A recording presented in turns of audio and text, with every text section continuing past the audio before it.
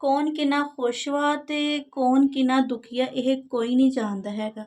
ਕਿਉਂਕਿ ਸਭ ਦੀ ਆਪਣੀ ਜ਼ਿੰਦਗੀ ਆ ਅਤੇ ਕਿਸੇ ਦੀ ਜ਼ਿੰਦਗੀ ਦੇ ਵਿੱਚ ਨਾ ਐਵੇਂ ਆਪਣੀਆਂ ਟੰਗਾਂ ਨਾ ਅੜਾਇਆ ਕਰੋ, ਸਹੀ ਆ। ਨਾ ਤੁਹਾਨੂੰ ਪਤਾ ਨਾ ਕੁਛ ਹੋਰ, ਅਤੇ ਐਵੇਂ ਆ ਕੇ ਆਪਣੀ ਚੂੰ ਪੈਂ ਕਰਨ ਲੱਗ ਪੈਂਦੇ ਆ। ਬਦਤਮੀਜ਼ ਇਨਸਾਨ ਤੁਹਾਡੇ ਕੋਲ ਕੋਈ ਸਲਾਹਾਂ ਲੈਂਦਾ ਵਾ ਵੀ ਸਾਡੀ ਜ਼ਿੰਦਗੀ ਦੇ ਵਿੱਚ ਕੀ ਹੋਣ ਡਿਆ ਤਾਂ ਤੁਸੀਂ ਆ ਕੇ ਸਾਨੂੰ ਸਲਾਹ ਦਿਓ, ਮਸ਼ਵਰਾ ਦਿਓ। ਆਪਣੀ ਬਕਵਾਸ ਨਾ ਆਪਣੀ ਕੋਲ ਰੱਖਿਆ ਕਰੋ। ਖਬਰਦਾਰ ਜੇ ਕਿਸੇ ਨੇ ਬਦਤਮੀਜ਼ ਇਨਸਾਨ ਨੇ ਮੈਨੂੰ ਇਨਬॉक्स आके बकवास की थी कि तुम ऐसी तुम वैसी, मैं जो भी हूँ जैसी भी हूँ, अल्हम्दुलिल्लाह अल्हम्दुलिल्लाह रब की ज़ात ने बनाया है, ठीक है।